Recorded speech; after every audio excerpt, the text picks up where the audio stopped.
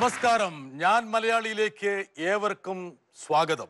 അടുത്ത ലോക്സഭാ തെരഞ്ഞെടുപ്പ് ഭരിക്കുന്നവരെ തീരുമാനിക്കുക മാത്രമല്ല, ഈ രാഷ്ട്രത്തിന്റെ ഘടനയെ കൂടി നിർണ്ണയിക്കാൻ പോകുന്ന ഒരു തെരഞ്ഞെടുപ്പാണ്. എങ്ങനെയായിരിക്കാം മലയാളികൾ ആ തെരഞ്ഞെടുപ്പിനെ സമീപിക്കാൻ പോകുന്നത്?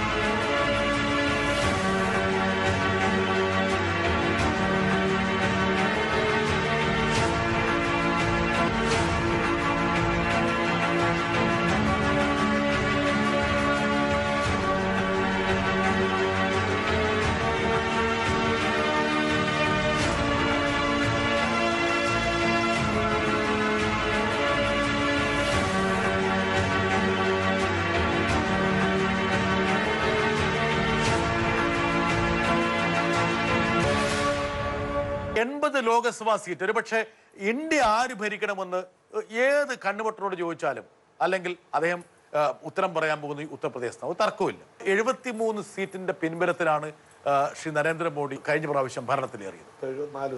74 അപ്പനാദൾ ഉൾപ്പെടെ. ഓക്കെ, ഇനി വരാൻ പോകുന്ന 74 ഇനി 74. എന്തിനാ 80 ആയിക്കൂടായിരുന്നു? പത്മകുമാർ ചില സമയത്ത് ഒരു എളിമയും കാണിക്കും. എന്താ കാരണം ചിലർ ഒരു 6 സീറ്റ് വേണമെന്ന് വെച്ചു. പക്ഷെ ജേക്കബ് ജോർജ്, അതായത് ഇപ്പോൾ അവിടെ നടക്കുന്നത്, ഇപ്പോൾ ശരത് പ്രസാദിന്റെ തുറുപ്പ് ചീട്ടായിട്ടുള്ള ഇറക്കിയിട്ടുള്ള ശ്രീ പ്രിയങ്ക ഗാന്ധിയുടെ ക്യാമ്പയിൻ മുഴുവൻ ഒരുപക്ഷെ BJP ഏതര അല്ലെങ്കിൽ BJP വിരുദ്ധ വോട്ടുകളുടെ ഭിന്നിപ്പിലേക്ക് വഴിവെച്ചേക്കുന്ന ഒരു ആശങ്കയാണ്. ഈ കഴിഞ്ഞിടത്ത് ഇടയ്ക്ക് ഇറങ്ങിയിട്ടുള്ള സർവേകളിലൊക്കെ ഗംഗാവന്ദൻ ഉൾപ്പെടെ. അതെ. യഥാർത്ഥത്തിൽ കോൺഗ്രസിന് സംഭവിച്ചത്, കോൺഗ്രസ് സംഘടനാപരമായിട്ട് സംസ്ഥാനങ്ങളിൽ ശോഷിച്ചു.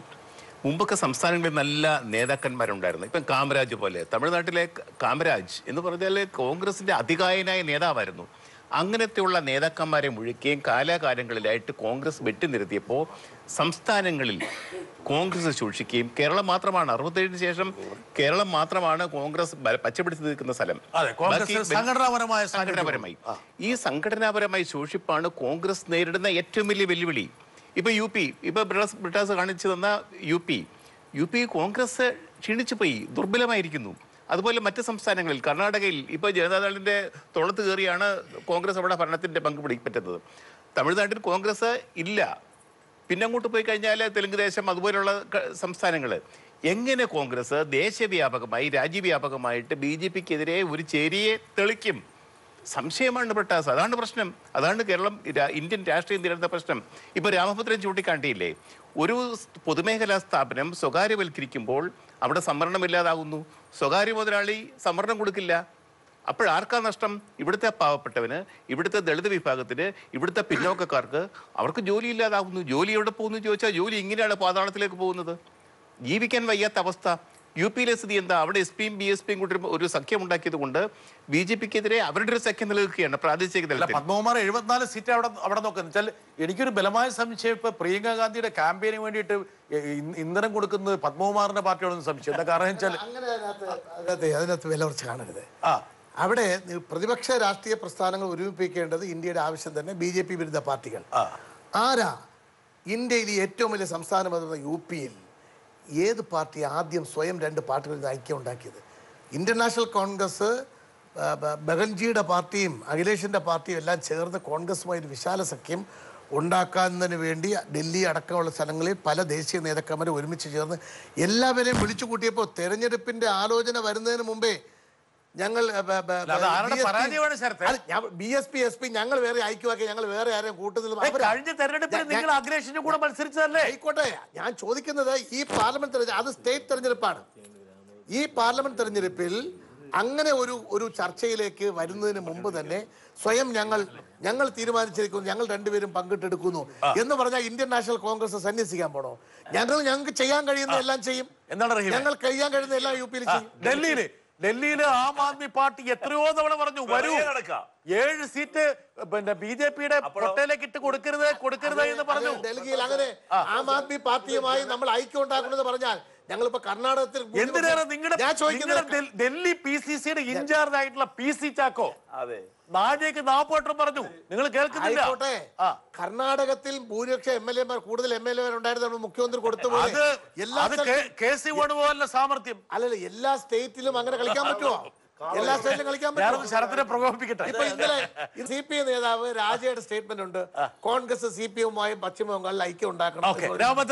ശ്രീമതി ഇന്ദിരാഗാന്ധിയുടെ കാലത്ത് ഇത്രയും സംസ്ഥാന രാഷ്ട്രീയവും പ്രാദേശിക രാഷ്ട്രീയവും ശക്തമല്ല എങ്കിലും അന്ന് തമിഴ്നാട്, ജമ്മു കാശ്മീർ തുടങ്ങിയിട്ടുള്ള സംസ്ഥാനങ്ങളിൽ ശ്രീമതി ഇന്ദിരാഗാന്ധി ചെയ്യുന്ന എന്താണ്? ആ സംസ്ഥാനത്തെ പാർട്ടികളുമായിട്ട് MGR, ഫാറൂഖ് അബ്ദുള്ള തുടങ്ങിയ ആളുകളുമായിട്ട് ചർച്ച ചെയ്തിട്ട് കോൺഗ്രസിന് കൂടുതൽ സീറ്റ് വാങ്ങിച്ചിട്ട് അവരെ പരിഗണിച്ച് അവരെ സംസ്ഥാനങ്ങളിൽ ഭരിപ്പിച്ചു കൊണ്ടുവന്നതിന് മുൻകൈ എടുക്കുന്നത് കോൺഗ്രസ് ആണ്.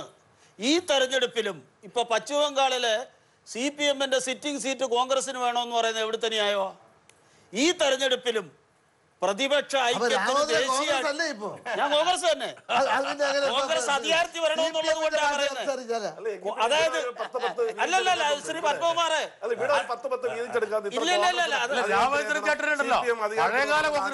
ഞാൻ അതുകൊണ്ടല്ല പറയുന്നത്. ഞാന് ശ്രീ ശരത്തെ നമ്മൾ BJP-യെയും CPM-നെയും ഒരുപോലെ കാണണം എന്ന് പറയുന്നതിനോട് ഞാൻ യോജിക്കുന്നില്ല. എനിക്ക് ആ യോജിപ്പില്ല. CPM-നെയും BJP-യെയും ഒരുപോലെ ശത്രുക്കളായി കണ്ടുകൊണ്ട് നമുക്കൊരു കാരണവശാലും ഇന്ത്യ പിടിക്കാൻ പറ്റത്തില്ല. ഇന്ത്യ പിടിക്കണം. BJP-യും കോൺഗ്രസിനെയും ഒരുപോലെ ശത്രുവായി കാണാൻ പറ്റില്ല. നമ്മള് മിത്രമായി BJP ശത്രുവായി കണ്ടുകൊണ്ട് BJP ശത്രുവായിട്ട് കാണും. ഞാൻ ചോദിക്കട്ടെ, ശ്രീ PC ചാക്കോ മുൻകൈ എടുത്ത് ഡൽഹിയില് നമ്മുടെ പരിമിതി നമുക്കറിയാമല്ലോ. അപ്പൊ കിട്ടുന്നതുകൊണ്ട് പണ്ട് ആന പുറത്ത് കയറിയും പഴയ ചരിത്രവും തേങ്ങാക്കൊലയൊക്കെ പറഞ്ഞോണ്ട് പറഞ്ഞിട്ടല്ലോ കാര്യമുണ്ട്. അത് പശ്ചിമ ബംഗാള് CPM-നും ബാധകമാണ്. ഓരോ പാർട്ടിക്കും ഓരോ സ്ഥലത്തും ബാധകമാണ്.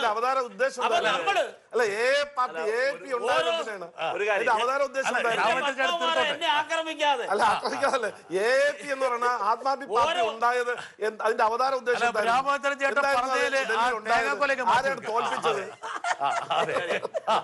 രാമഭദ്രൻ പറഞ്ഞു കോൺഗ്രസിനോട് ഞങ്ങൾക്ക് ആർക്കും ശത്രുതയില്ലാന്ന്. ശരിയാണ്, കോൺഗ്രസിന്റെ ശത്രു കോൺഗ്രസ് ആണ്. ഇപ്പൊ ഈ അടുത്ത കാലത്ത് ഓരോ ദിവസം വരുന്ന വാർത്ത ഏതാ? KV തോമസ് എന്ന കേരളത്തിലെ ഏറ്റവും മുതിർന്നനായ നേതാവും അദ്ദേഹം മാധ്യമപ്രവർത്തകരെ കണ്ടപ്പോൾ രണ്ട് കാര്യങ്ങളാണ് അദ്ദേഹം വ്യക്തമാക്കിയത്. ഒന്ന്, അദ്ദേഹം അടിവരയിട്ട് പറഞ്ഞു, ഞാൻ നല്ല വ്യക്തിശുദ്ധിയുള്ള ആളും ഞാൻ നല്ല കുടുംബജീവിതം നയിക്കുന്ന ആളെന്നാണ്. അതിന്റെ അർത്ഥം കുറെ പേര് ഈ വന്ന പട്ടികയിൽപ്പെട്ടവർ നയിക്കുന്നില്ല എന്ന് ഉള്ള കാര്യമാണ്. അതെന്താണെന്ന് ഞാനും ഈ മനസ്സിലായി. നാട്ടിലുള്ള മുഴുവൻ പേർക്കും അറിയാം ഈ പട്ടികയിലുള്ളതാരാണ്. പഴയ സരിത പ്രശ്നം. ഞാൻ ആരെയെ കുറ്റപ്പെടുത്താൻ ഇലക്ഷൻ സമയത്ത് ആരെങ്കിലും വ്യക്തിപരമായി ആക്രമിക്കുന്നത് ശരിയല്ല. എന്റെ അമ്മ, ഇത്രയും വലിയൊരു പുണ്യാളനെ ഞാൻ ആദ്യമായിട്ട് കാണാം. ശ്രീ PC ജോർജിനും മാനസാന്തരം വന്നിരിക്കുന്നു. മാനസാന്തരം ഞാൻ വളരെ മാന്യനാണ്. ഇത് നോമ്പുകാല ക്രിസ്ത്യാനികളുടെ നോമ്പെടുക്കുന്നുണ്ടോ? അതൊന്നും പറ്റില്ല. പറയില്ല. ഇറച്ചി പിന്നെ കഴിക്കാതിരിക്കും. കോൺഗ്രസ് എപ്പോഴും. പക്ഷെ ഈ വിശക്കുമ്പോ PC ജോർജ് ഭക്ഷണം കൊടുക്കാറുണ്ട്. പക്ഷെ ഒരു സ്ഥാനാർത്ഥിയെ നമ്മൾ അങ്ങോട്ട് അയച്ചിട്ട് കാസർഗോഡൊക്കെ അയച്ചിട്ട് അയാൾക്ക് ഭക്ഷണം പോലും കൊടുക്കുന്നില്ല ഈ DCC-കാര്. ശരത്തൊന്നും വിട്ടുന്നില്ല. കോൺഗ്രസ് എപ്പോഴും മുന്നോട്ട് വെക്കുന്നത് ഒരു ആന്റി ഫാസിസ്റ്റ് അല്ലെ ആന്റി BJP ലൈൻ തന്നെയാണ്. പക്ഷേ ആ ആന്റി BJP ലൈനിന് അവർ മുന്നോട്ട് പോകണമെന്ന് പറയുമ്പോഴും മാന്യമായിട്ട് അവർക്ക് 20 സീറ്റ്, എന്റെ ഓർമ്മയിൽ അവർക്ക് 20 സീറ്റ് വീതിച്ചെടുക്കാൻ എപ്പോഴും പറ്റിയിട്ടില്ല. അതിനകത്തെ ഗ്രൂപ്പ് അങ്ങോട്ടും ഇങ്ങോട്ടും അടി എന്നുവെച്ചാൽ നമ്മുടെ ശത്രുവാണ് അപ്പുറത്തുള്ളവരെന്ന് പറയുമെങ്കിലും അവരൊരിക്കലും ചെയ്യാറില്ല. ഡൽഹിയില് ഷീലാ ദീക്ഷിത്തിന്റെ പ്രഷറിൽ താന്നു പോയതാണ് ഇവർ ആദ്യത്തെ ഘട്ടത്തിൽ. ഹരിയാനയിൽ അരവിന്ദ് കെജ്രിവാൾ പറയുന്നുണ്ട് ആം ആദ്മിയുമായിട്ട് അലയൻസ് വരാൻ പറ്റുന്നില്ല. ഇത് വളരെ സിമ്പിൾ ആയിട്ടുള്ള കാര്യം. ഇവർക്ക് ഹരിയാനയിലുണ്ടെന്നേ, പഞ്ചാബിലുണ്ട്. അപ്പം ഞാൻ പറഞ്ഞു ഉത്തർപ്രദേശാണ് ഇവരെ സംബന്ധിച്ച്. ഇപ്പം ഉണ്ണിത്താൻ സാറ് കാസർഗോഡ് ഉണ്ണിത്താൻ സാറുമായിട്ട് ഒരു ബന്ധമില്ല. അദ്ദേഹം ഒരു സീറ്റ് അർഹിക്കുന്ന ആളാണ്. കോൺഗ്രസിന് വേണ്ടി ഒരു ചാവേറായിട്ട് വർക്ക് ചെയ്തിട്ടുള്ളതാണ്. ഞാൻ അത് അംഗീകരിക്കുന്നതാണ്. 2004 ജൂൺ. പക്ഷേ എന്തുകൊണ്ടാണ് കാസർഗോഡ് കൊടുക്കുന്നത്? പ്രത്യേകിച്ച് ഒന്നുമില്ല. കാര്യം അല്ലെങ്കിൽ ചിലപ്പം നാളെ BJP-യിലായിരിക്കും ഇങ്ങനെയുള്ള ആൾക്കാർ. കാര്യം കെ സുധാകരന്റെ സ്ഥാനാർത്ഥിത്വവും ഉണ്ണിത്താന്റെ സ്ഥാനാർത്ഥിത്വവും യഥാർത്ഥത്തിൽ ഇവർ BJP പോകാതിരിക്കാൻ കോൺഗ്രസ്സുകാർ സീറ്റ് കൊടുത്ത പോലെ എനിക്ക് പലപ്പോഴും തോന്നിയിട്ടുണ്ട്. അല്ലെങ്കിൽ വേറെ എവിടെയല്ലേ സീറ്റ് കൊടുക്കേണ്ടത്? ഉണ്ണിത്താനും കാസർഗോഡ് തമ്മിൽ എന്നാ ബന്ധം? ഒരു സെക്കൻഡ്, ഞാൻ ഒരു കാര്യം പറയട്ടെ. എനിക്ക് കുറച്ചുകൂടെ അറിയാവുന്നതുകൊണ്ട് പറയാം. യഥാർത്ഥത്തിൽ ഉണ്ണിത്താനും സീറ്റ് കൊടുത്ത് ഞാൻ പറയാം, അതിന് ചരിത്രം പറയാം. അത് PC ജോർജിന് മനസ്സിലാകുന്ന ഭാഷയിൽ ഞാൻ പറയാം. അതായത് എയും ഐയും കൂടി വീതിച്ചു വെച്ചപ്പോൾ PCC അധ്യക്ഷനൊരു സീറ്റില്ലാതെ വന്നു. അപ്പൊ മുല്ലപ്പള്ളി നോക്കുമ്പോൾ PCC അധ്യക്ഷനായി നടത്തുന്ന കാര്യം എനിക്കൊരു സീറ്റ് വേണം. അങ്ങനെ PCC അധ്യക്ഷന്റെ കോട്ടയിലാണ് രാജ്മോഹൻ ഉണ്ണിത്താൻ. നിങ്ങളുടെ ഈ ചാനൽ അടക്കം ഉണ്ണിത്താൻ പാർട്ടിക്ക് വേണ്ടി നെഞ്ചു പൊട്ടി തൊണ്ട പൊട്ടി സംസാരിക്കുന്ന ഉണ്ണിത്താന്റെ ഒരു സേവനങ്ങളെയും ഉണ്ണിത്താന്റെ സ്ഥാനം മോശമായിട്ടില്ല പറഞ്ഞേ.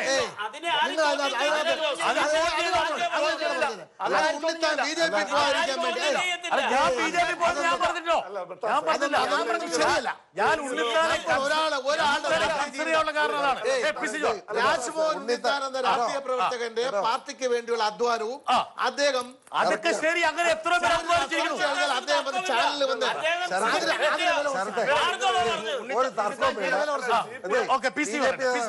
ഒരു സത്യം, ഉണ്ണിത്താൻ ഒരു പാർലമെന്റ് സ്ഥാനാർത്ഥിയായി യോഗ്യനാണ്. അതില്ല എന്ന് പറയുന്നത് മഠയത്തരമാണ് എന്ന് വർത്താനം പറയുന്നു.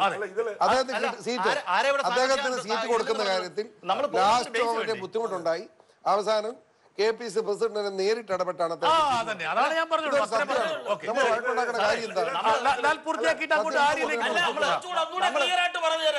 KPCC പ്രസിഡന്റ് ഉണ്ണിത്താന് വേണ്ടി രംഗത്തിറങ്ങിയില്ലെങ്കിൽ അദ്ദേഹത്തിന് സീറ്റ് കിട്ടില്ല.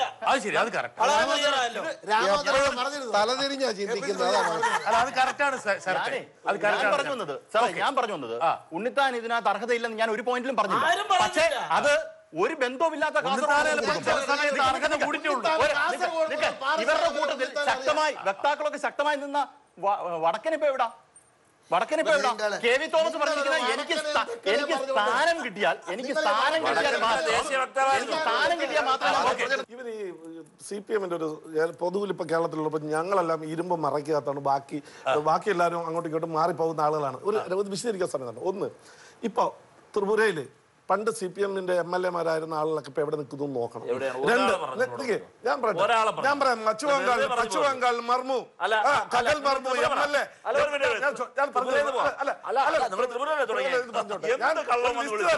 നിങ്ങളെ മുൻ MLA-മാർ ഞങ്ങൾ പറഞ്ഞോട്ടെ. പശ്ചിമ ബംഗാളില് കഗൽ മർമു എന്ന് പറയുന്ന MLA BJP ചേർന്നു. ഇവരുടെ പാർട്ടി അല്ല, ഇവിടത്തെ കൊടിയെ പ്രൊനൗൺസിയേഷൻ കറക്റ്റ് ആണല്ലോ അല്ലേ? ശരി, കഗൽ മർമു, മുർമു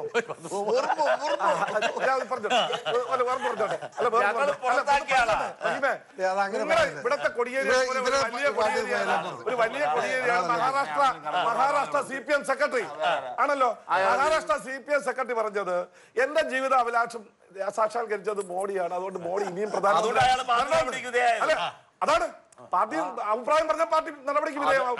എന്തുകൊണ്ട് CPM കേരളത്തിൽ പോകുന്നില്ല എന്ന് പറഞ്ഞു കഴിഞ്ഞാൽ ഇവരെ മിടുക്കൊണ്ടല്ല. KR ഗൗരി പോയി അനുഭവിച്ചു, MD രാഘവൻ പോയി അനുഭവിച്ചു, ആരെല്ലാം CPM പോയാൽ അതുകൊണ്ട് അവിടെ പോകാത്തത്. നമ്മുടെ ചർച്ച ഒന്നും ഒന്ന് പറയാൻ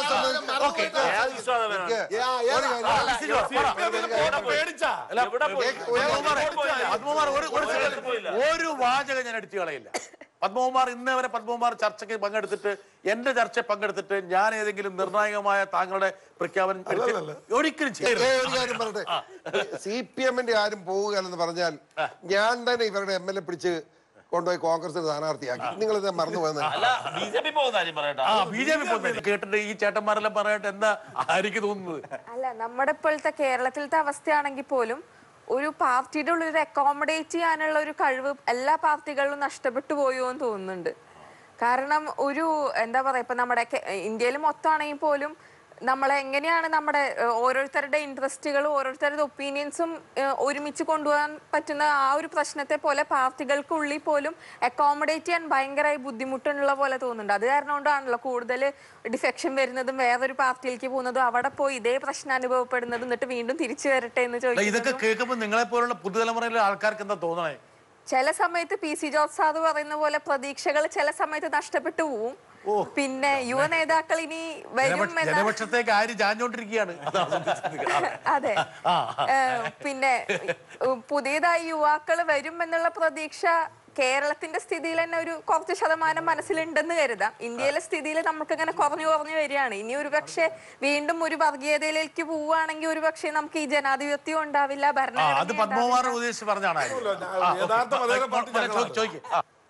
കഴിഞ്ഞ 5 വർഷം മുമ്പ് കോൺഗ്രസ് ഇന്ത്യ ഭരിച്ചിരുന്നല്ലോ. ആ കോൺഗ്രസ് ഇന്ത്യ ഭരിച്ചിരുന്നപ്പോൾ കോൺഗ്രസിന്റെ അഴിമതി കാരണമാണ് അവർ രാജ്യത്ത് നിന്ന് തുടച്ചു നീക്കപ്പെട്ടത്.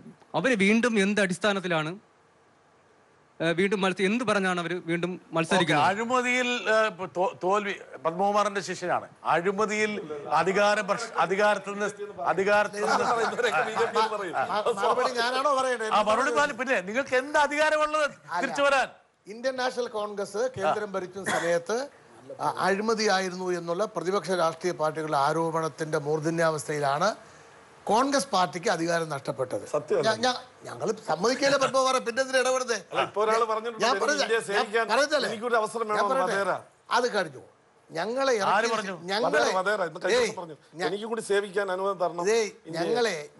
ഇറക്കിയ അപ്പൊ എന്റെ ചോദ്യം മറുപടി പറയാൻ പറ്റില്ല. ഇവര് വധേരെ ജയിലിൽ കൊണ്ടിട്ട് സേവിപ്പിക്കാൻ വേണ്ടി ശ്രമിച്ചുകൊണ്ടിരിക്കുന്ന ആളുകൾ, അതുകൊണ്ട് കുഴപ്പമില്ല. അപ്പൊ അങ്ങനെ കോൺഗ്രസ് പാർട്ടിയെ അധികാരത്തിൽ നിന്ന് ഇറക്കിയ ശേഷം വന്ന ഗവൺമെന്റ് സുഭദ്രമായിരുന്നു എന്ന് ഫീൽ ചെയ്തിട്ടുണ്ടോ എപ്പോഴെങ്കിലും?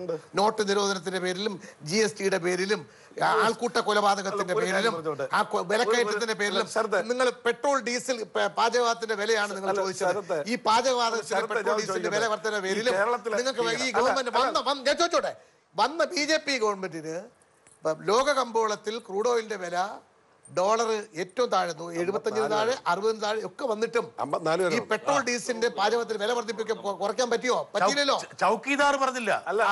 പറഞ്ഞില്ലല്ലോ. ഇപ്പൊ എല്ലാം കൈവിട്ട് കഴിഞ്ഞപ്പോ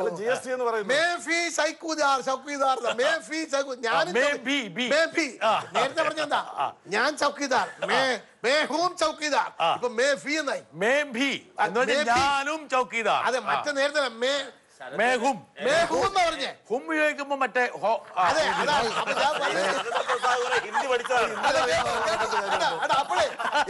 അതുകൊണ്ടാണ് ഞങ്ങൾ പറഞ്ഞത് ചൗക്കീദാർ ചോർ ഹേ എന്ന് ഞങ്ങൾ പറഞ്ഞത്. അതിനെ മറികടക്കാൻ പാർട്ടി അണികൾക്കെല്ലാം കൊടുത്തിരിക്കുന്നതെല്ലാം സോഷ്യൽ മീഡിയ ജാമ്യം എടുത്ത് നിൽക്കുന്നത് എല്ലാവർക്കും അറിയാം. ആരാണ് നാഷണൽ ഹെറാൾഡിന്റെ പ്രധാനമന്ത്രി നരേന്ദ്രമോദിക്കും അമിത്ഷായ്ക്കുമെതിരെ സുപ്രീം കോടതി ഏതെങ്കിലും ഒരു ജഡ്ജി വിധി പറയുമോ? പറഞ്ഞാൽ അടിയന്തരാവസ്ഥക്ക് പോയി ശ്രീമതി ഇന്ദിരാഗാന്ധിക്കെതിരെ പ്രധാനമന്ത്രി നരേന്ദ്രമോദി അമിത്ഷായ്ക്കുമെതിരെ എന്ന് പറഞ്ഞ ആളുകളുടെ സ്ഥിതി എന്തായി? നിങ്ങൾക്ക് എല്ലാവർക്കും അറിയാം. അത് മാത്രമോ CBI അന്വേഷണം നടത്തുന്ന CBI ഇവിടെ എല്ലാവരും വലിയ ചർച്ച വധേര വിളക്കപ്പുറതിയില്ല. ഞാൻ അയാളെ പറ്റി ഒന്ന് പഠിച്ചു. അയാൾ വലിയ കൊള്ളക്കാരനാണെന്നുള്ള പ്രചരണം ലോകം മുഴുവൻ. അതിന്റെ അല്ല, ഇന്ദിരാ കുടുംബത്തിലേക്ക് അയാള് കടന്നു കയറി പെണ്ണെ സ്നേഹിച്ച് കെട്ടിയെന്നൊക്കെ നേരെ തിരിച്ചാണ് സംഭവം അന്വേഷിച്ചത്. അയാള് സ്നേഹിച്ച് അയാള് ലോകത്തിലെ ഏറ്റവും വലിയ വജ്ര വ്യാപാരിയായിരുന്നു അയാളുടെ അച്ഛൻ. അത്രയും വലിയ സമ്പന്നനാണ് അയാളല്ലാതെ അങ്ങനെ തെണ്ടിയൊന്നുമല്ല. ഇവിടെ വർത്തമാനം കേട്ട അയാളായിട്ട് തെണ്ടി നടക്കുന്നവർ അല്ല. ഇനിയെങ്കിലും അങ്ങനെ ഒരു വ്യക്തിയെ പറ്റി അങ്ങനെ മോശം പറയണ്ട. എല്ലാവരോടും അല്ല വധേരെ എന്റെ ആയുധ ഇടപാട് എന്താണെന്നൊക്കെ എല്ലാവർക്കും അറിയാം. നമ്മൾ പറയേണ്ട കാര്യം അല്ല. ഈ പറഞ്ഞ ഈ അദാനിയെ കുറിച്ചൊക്കെ നിങ്ങൾ പറഞ്ഞല്ലോ. സഞ്ജയ് ഭണ്ഡാരി 2008 അദ്ദേഹത്തിന്റെ അടുത്ത സുഹൃത്തും കോ പാർട്ണറുമായ 1 ലക്ഷം രൂപ വെച്ച് ഒരു മൂലധനത്തിൽ ഒരു കമ്പനി തുടങ്ങിയിട്ടുണ്ടായിരുന്നു എന്ന് പറയാമല്ലോ. ഓഫ്സെറ്റ് ഇന്ത്യ അല്ല ഞാൻ എനിക്കൊരു ചോദ്യം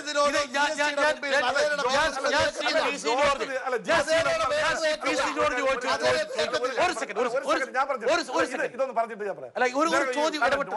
GST-യുടെ കാര്യം പറഞ്ഞു. ഇത് പോകാതിരിക്കാൻ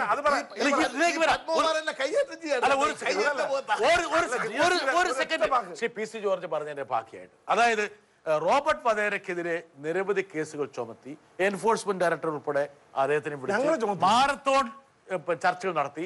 ഹരിയാനയിലെ ലാൻഡ് കേസ് ഉൾപ്പെടെ 100 കണക്കിന് 5 വർഷമായിട്ട് നിങ്ങൾക്ക് എന്തുകൊണ്ട് അദ്ദേഹത്തിന് ജയിലിലടയ്ക്കാൻ പറ്റില്ല?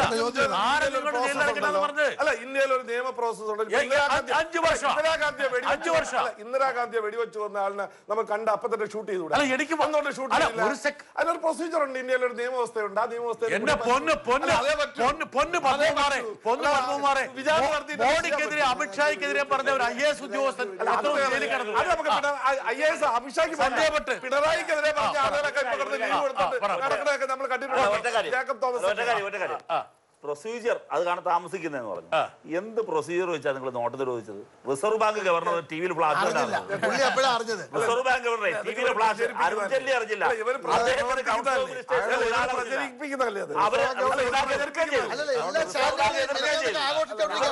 ഒറ്റ കാര്യം, എന്റെ ചോദ്യത്തിലേ ഉള്ളൂ. നിങ്ങളുടെ 5 വർഷത്തെ എന്നല്ല, ഇന്ത്യയിലെ തന്നെ ഏറ്റവും വലിയ പരിഷ്കാരമാണ് നോട്ട് നിരോധനം. ആ നോട്ട് നിരോധനത്തിന്റെ മേന്മ പറഞ്ഞുകൊണ്ട് ഏതെങ്കിലും വീട്ടിൽ കയറി ചില പത്മകുമാറിനോ BJPക്കോ തന്റെ ഇടപെടോ? മാർക്സിസ്റ്റ് പാർട്ടിക്ക് പ്രശ്നമുണ്ട്. 127 കോടി രൂപയാണ് ആന്ധ്രയിൽ എൻഫോഴ്സ്മെന്റ് കൊണ്ടുപോയത്. 127 കോടി രൂപ എന്താണെന്ന്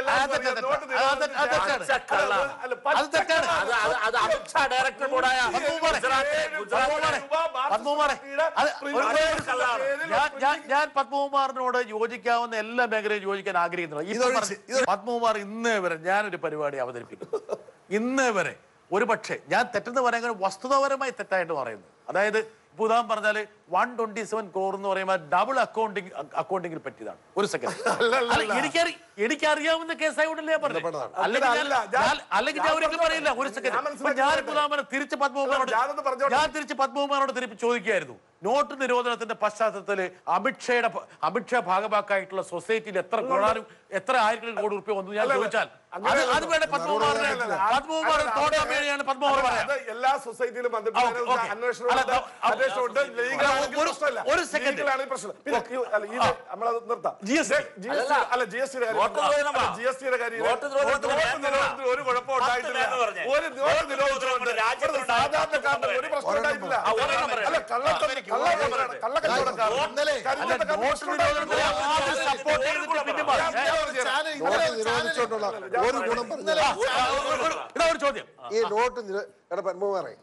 ഈ നോട്ട് നിരോധനം കൊണ്ടുള്ള ഒരു ഗുണം പറയാം. ബഹളം ഉണ്ടാക്കരുത്. ഒരെണ്ണം പറഞ്ഞു പറയും. ഞങ്ങളെല്ലാം കള്ളപ്പണക്കാരുടെയും കളിച്ചത്തക്കാരുടെയും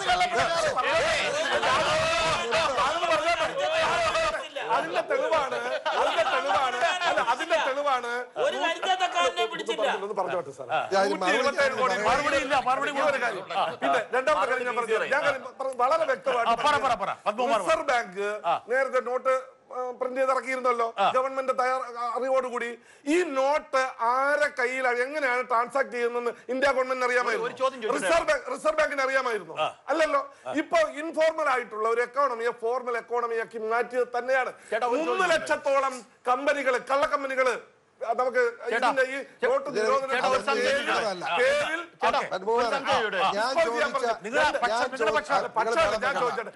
പ്രചരണം നടത്തി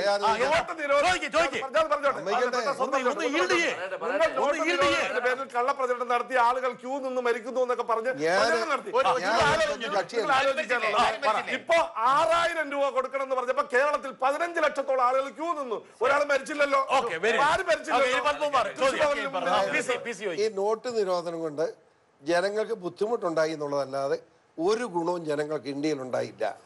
കള്ളനോട്ട് പിടിക്കുന്നത് ഇതൊരു ഭാഗമാണ്. ഞാൻ അതാണ് പറഞ്ഞത്. 15 ലക്ഷം പേര്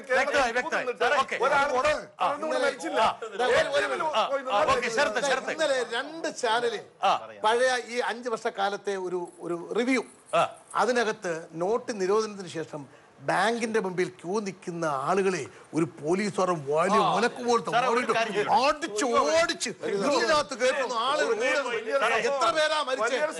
വലിയ സംഭവമല്ലേ അത്? പോലീസ് സ്റ്റേഷനിൽ പരാതി കൊടുക്കാൻ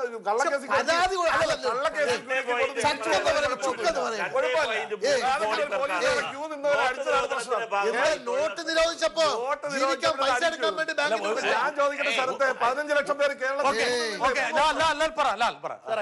ഈ നോട്ട് നിരോധനം കഴിഞ്ഞ് ഈ പ്രിന്റ് ചെയ്ത പൈസ 2000 രൂപ. നമ്മുടെ ചർച്ച നോട്ട് നിരോധനം 2000 രൂപയുടെ നോട്ടിന്റെ 500 കോടി രൂപയാണ് ADMK-യുമായിട്ട് ബന്ധപ്പെട്ട ഒരു പഴയ ചീഫ് സെക്രട്ടറിയുടെ വീട്ടിൽ നിന്ന് പിടിച്ചത്. അതങ്ങനെ പ്രിന്റിംഗ് പ്രസ്സിൽ നിന്ന് നേരെ പോവായിരുന്നല്ലോ അങ്ങനെ വീട്ടിലോട്ട്. നമുക്ക് 2000 പോലും കിട്ടാൻ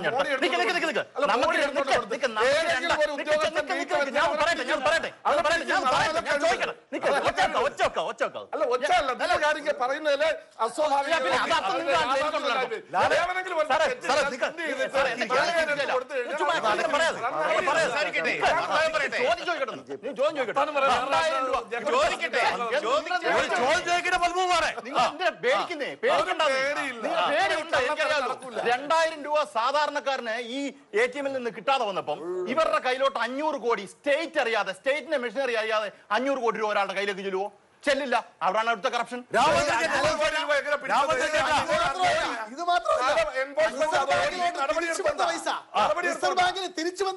ഒരു കാര്യം ഞാൻ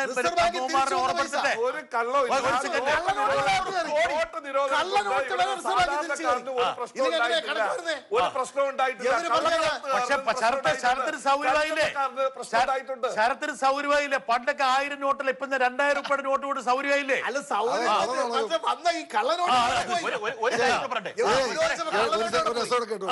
ഇപ്പൊ പുതിയ 100 നോട്ട് ഇറക്കിയിട്ടുണ്ട്. അത് പോക്കറ്റിൽ ഇട്ടാ ഷർട്ട് പോക്ക.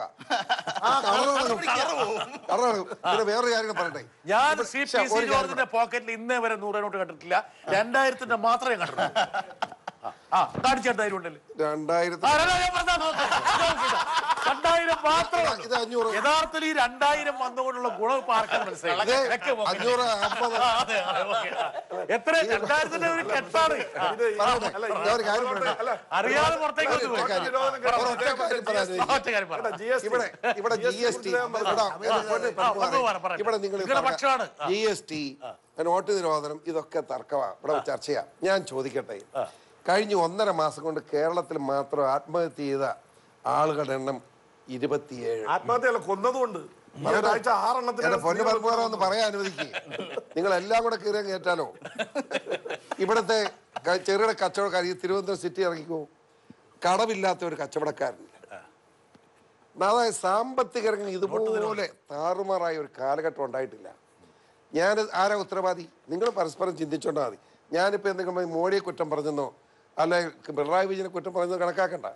ജീവിക്കാൻ മാർഗമല്ല. അല്ല, സാമ്പത്തിക രംഗത്തെ കുറിച്ച് ഒരു പക്ഷേ പ്രഭാഷണം, അതായത് ഇന്നത്തെ സാമ്പത്തിക രംഗം ഈ ഒരു തെരഞ്ഞെടുപ്പിൽ ചർച്ചയാവുമോ? എന്താ കാരണം വെച്ചാല് UP-യില് അല്ലെങ്കിൽ മധ്യപ്രദേശില് അല്ലെങ്കിൽ രാജസ്ഥാനില് ആ പറഞ്ഞ 3 സംസ്ഥാനങ്ങളിലെ കാർഷിക പ്രതിസന്ധിയെ കുറിച്ച് ചർച്ച വന്നിരുന്നു. അതുകൊണ്ടാണ് ഒരു പക്ഷേ പത്മകുമാറിന്റെ പാർട്ടി ഈ പറഞ്ഞ കർഷകർക്ക് പൈസ ബാങ്കിലിട്ട് കൊടുത്തത്. അല്ല, അങ്ങനെയല്ല. ഇതില് നന്നായി മറച്ചു വെക്കുന്നതിന് വേണ്ടിയിട്ടാണ്. അതിനുള്ള ശ്രമങ്ങളാണ് ഇപ്പൊ നടന്നത്. ഞാൻ ചോദിച്ചിട്ട് നമ്മുടെ GDP വളർച്ച, അദ്ദേഹം സാമ്പത്തിക വിദഗ്ധനാണല്ലോ, പ്രൊഡക്ഷൻ ഉണ്ടാവാതെ എങ്ങനെയാണ് GDP വളർച്ച ഉണ്ടാവുന്നത്? പ്രൊഡക്ഷൻ ഉണ്ടാവണമെങ്കിൽ എങ്ങനെ പ്രൊഡക്ഷൻ ഉണ്ടാവുന്നത്? ഇങ്ങനെ മാജിക് കൊണ്ട് പ്രൊഡക്ഷൻ ഉണ്ടാവും? അല്ല, പ്രൊഡക്ഷൻ ഉണ്ടാവും. ഞാൻ പറഞ്ഞുതരാം. ഈ വർഷത്തെ GDP-യുടെ നമ്പർ കുറവാണെങ്കിൽ അടുത്ത വർഷത്തെ ഒരു അല്പം കൂടെ കൂടുവാണെങ്കിൽ ബേസ് ഇയർ എന്ന് പറഞ്ഞാൽ ഇതാണ്. ഇതിനെ ബേസ് ചെയ്താണ്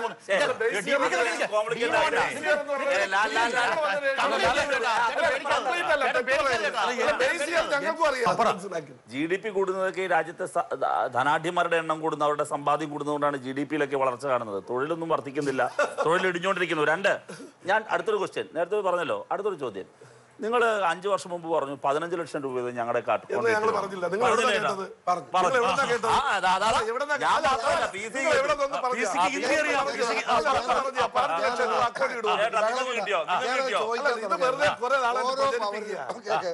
$15 ലക്ഷം രൂപ വെച്ച പേരിൽ വരും എന്നുള്ളത് മോദിയുടെ പ്രഖ്യാപനമാണ്, പ്രധാനമന്ത്രിയുടെ.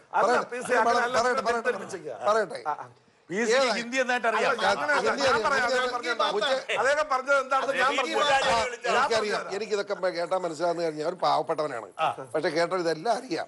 അതുകൊണ്ട് പറഞ്ഞു 15 ലക്ഷം എന്ന് പറഞ്ഞു. ഞാൻ അപ്പം അതുകൊണ്ട് ഈ പെട്രോളിന് സത്യത്തിൽ ഇപ്പം 72 രൂപ 73 രൂപ ഡീസലിന് ആ വിലയാക്കി. ഞാൻ അന്ന് മനസ്സിലാക്കി വിചാരിച്ചു, ദൈവമേ ഓരോ മനുഷ്യൻ്റെ കയ്യിലും 15 ലക്ഷം രൂപ വെച്ച് കൊടുക്കല, ഇച്ചിരി കൂട്ടിക്കോട്ടെ അതെന്ന് എൻ്റെ മനസ്സിൽ. ഇപ്പഴാ മനസ്സിലായ 6000 ഉലുവ കൊടുക്കാം. 30 കോടി ആളുകൾക്ക് 6000 സർക്കാർ ഖജനാവി വെച്ചേക്കുന്നത് ഇതെവിടെ പോയി? 30 കോടി ആളുകൾക്ക് 6000 രൂപ എത്ര കൊടുത്തല്ലോ.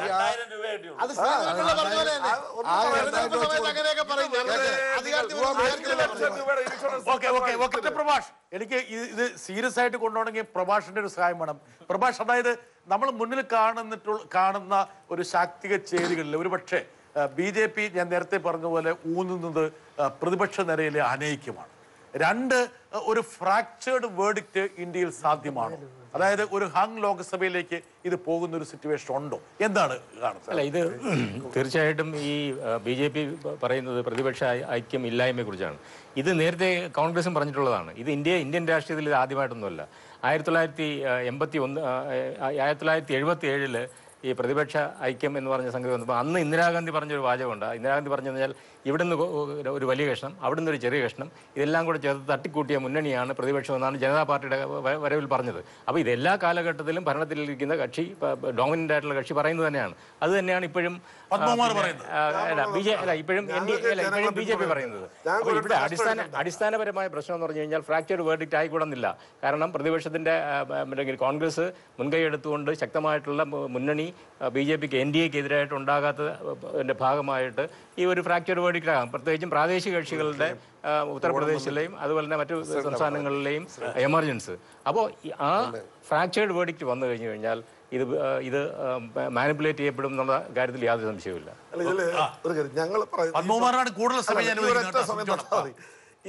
കോൺഗ്രസ് എന്തിനു വരണമെന്ന് CPM, ഇവരൊക്കെ CPM ആളുകളാണല്ലോ പറയണം. അത് ലക്ഷണമൊത്ത ഏറ്റവും വലിയൊരു ഫാസിസ്റ്റ് സംഘടനയാണ് കോൺഗ്രസ്. അവർക്ക് പറഞ്ഞോട്ടെ, ഏകാധിപത്യം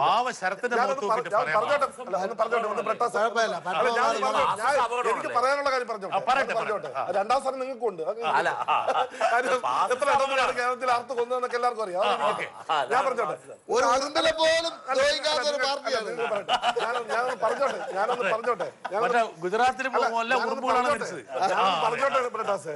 ഇന്ത്യൻ ജനാധിപത്യത്തെ ഇത്രമാത്രം അപമാനിച്ച ഭരണഘടനയെ തകർത്ത വേറൊരു പാർട്ടിയില്ല. അവർക്ക്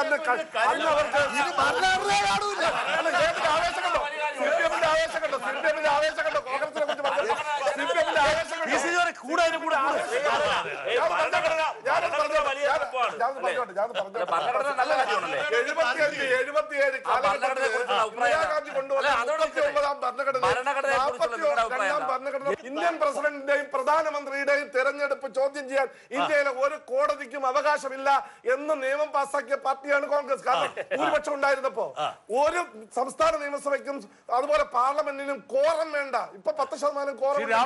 താങ്കളുടെ പാർട്ടിയെ കുറിച്ചാ പറയണേ. 10% ഭരിക്കുമെന്ന് പറഞ്ഞ് നിയമം പാസാക്കിയ പാർട്ടിയാണ്. അന്ന് ഇന്ത്യയിലെ അല്ലല്ല പോലും ആരെയും ചോദ്യം ചെയ്യാൻ പാടില്ല, കോടതിയിൽ പോലും ചോദ്യം ചെയ്യാൻ പാടില്ല.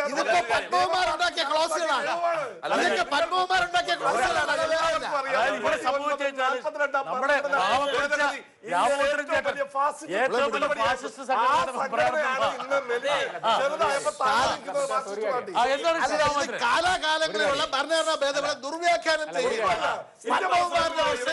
പ്രധാനമന്ത്രിയുടെ ചോദ്യം ചെയ്യാൻ പാടില്ല. പത്മകുമാറിന്റെ ഭരണഘടനാ ഭേദഗതി നിയമ വ്യാഖ്യാനങ്ങളൊക്കെ ഞാൻ അംഗീകരിക്കുകയാണ്. ഒരു ഭരണഘടനയും ഭേദഗതി ചെയ്യാതെ ഭരണഘടനാ ലംഘനം നടത്താൻ ഇത്രയും കഴിവുള്ള സംഘപരിവാറിനെ പോലെ BJPയെ പോലെ ഭരണഘടനയ്ക്ക് അധികാരം ഉപയോഗിക്കാൻ അവരെ പോലെ നിനക്കും കഴിവുള്ള ആരും ഇവിടെ ഇല്ല. പിന്നെ അങ്ങയുടെ ചോദ്യത്തിലേക്ക് ഞാൻ തിരിച്ചു വരികയാണ്. BJP വിരുദ്ധർ, സംഘപരിവാർ വിരുദ്ധർ അല്ലെങ്കിൽ അവരുടെ കൂടെ നിൽക്കുന്ന മുന്നണിക്ക് NDAക്ക് പുറത്താണ് മഹാഭൂരിപക്ഷം ജനങ്ങൾ ഉള്ളത്. അവരെ കൂട്ടി യോജിപ്പിച്ച് യാതൊരു കാരണവശാലും BJP അധികാരത്തിൽ വെള്ളിയാഴ്ച ഒരു പ്രധാനമന്ത്രി, ഞായറാഴ്ച ആരുമില്ല. Monday, Tuesday, Wednesday, Thursday, Friday, Sunday off.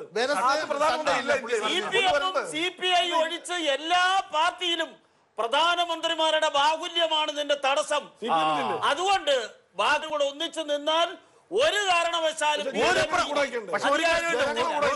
ഒരു പ്രധാനമന്ത്രി സ്ഥാനാർത്ഥി നമുക്ക് നഷ്ടപ്പെട്ടു. പത്തനംതിട്ടയിൽ ഒരാളെ മത്സരിക്കാത്തതുകൊണ്ട് ജോർജ് ചേട്ടന് പ്രധാനമന്ത്രി സ്ഥാനം ഒന്നും വേണ്ട.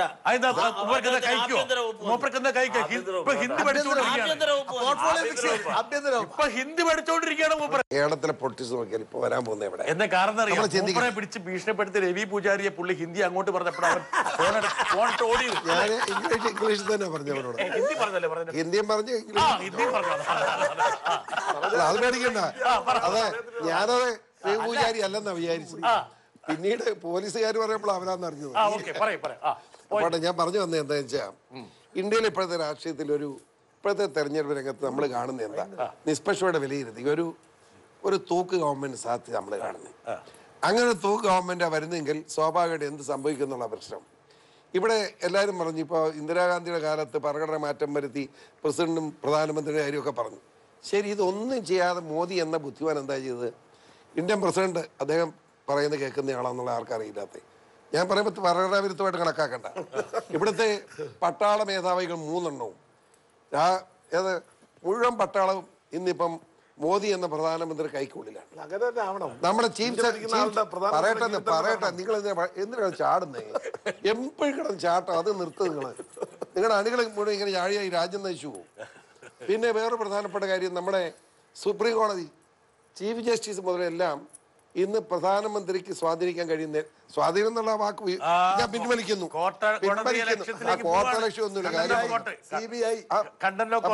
അതായത് സുപ്രീം കോടതി പോലും ഇന്ന് മോദിക്കെതിരെ മിണ്ടാൻ പറ്റുന്ന നിലയിലല്ല എന്ന് അപ്പൊ അർത്ഥം മനസ്സിലായല്ലോ. പിന്നെ നമ്മുടെ CBI മുഴുവൻ മോദിയുടെ കരങ്ങളിൽ നിൽക്കുക. അതായത് ഇന്ത്യയെ മുഴുവനായിട്ട് തന്നെ മോദി, റിസർവ് ബാങ്ക്, അത് പറയുന്നത് റിസർവ് ബാങ്കും അദ്ദേഹം ഉദ്ദേശിച്ച ആള് ഗവർണറായിട്ട് വന്നു. ഞാൻ പറയും, ഭരണാധികാരി എന്ന് വളരെ ബുദ്ധിപരമായി ഒന്ന് നിർത്തട്ടെ. ഇന്ദിരാഗാന്ധി ആയിരുന്നപ്പോ ഭരണഘടന മാറ്റിയൊക്കെ ചെയ്തെങ്കിൽ ഒരു മാറ്റവും വരുത്താതെ ഇത് മുഴുവൻ കൈവശം എടുത്താൻ പ്രിയങ്കരനായ രാഹുൽ, നമ്മുടെ പ്രധാനമന്ത്രി നരേന്ദ്രമോദിക്ക് കഴിഞ്ഞിട്ടുണ്ട്. ആ നിലയ്ക്ക് തൂക്ക് ഗവൺമെന്റ് വന്നാൽ എന്തെന്നുള്ളതാണ്. അതുകൊണ്ടാണ് കൈപ്പത്തി ചിഹ്നത്തിൽ നിൽക്കണം ഇവിടെ കോൺഗ്രസ് ആഗ്രഹിക്കുന്നത്. കാരണം ഏറ്റവും കൂടുതൽ ചിഹ്നത്തിൽ, അതുകൊണ്ടാണ് PC ജോർജ് വിചാരിച്ചിട്ട് PJ ജോസഫിന് സീറ്റ് കൊടുക്കായിരുന്നു. ഞാൻ വിചാരിച്ചിട്ടോ? നിങ്ങൾ ശ്രമിച്ചല്ലോ. അയ്യോ, ഞാൻ PJ ജോസഫിന്റെ അഡ്വക്കേറ്റ് ആയിട്ട് കുറെ വാദിച്ചത് മൂപ്പർക്ക് വേണ്ടി. PJ എത്ര നല്ലവനാണ്, അവസാനം മാറിയില്ല. അങ്ങനെ പറ്റി ഉള്ള അഭിപ്രായം അവസാനം ഞാൻ പറഞ്ഞു. ഞാൻ ചർച്ചയ്ക്കില്ല, ആരെയും മോശമാക്കാനില്ല. പറഞ്ഞാൽ നിങ്ങളൊക്കെ PJ നിങ്ങൾ തലയിലെടുത്ത് വെച്ച് താഴെ കിട്ടോ? തലയെടുത്ത് വെച്ചതല്ല, ഞാനതൊരു എൻ്റെ ഒരു മര്യാദയ്ക്ക് സ്നേഹം കാണിച്ചു. പക്ഷെ അദ്ദേഹത്തെ കയ്യിലിരിപ്പ് നല്ലതല്ലെന്ന് എനിക്കറിയാവുന്ന പോലെ ലോകത്താർക്കും അറിയത്തില്ലല്ലോ. അല്ല, ഞാനിവിടെ ചർച്ച ചെയ്യുന്നില്ല. പ്രഭാഷ്, നമ്മൾ അവസാനിക്കേണ്ട സമയത്തിലേക്ക് വന്നിരിക്കുന്നു.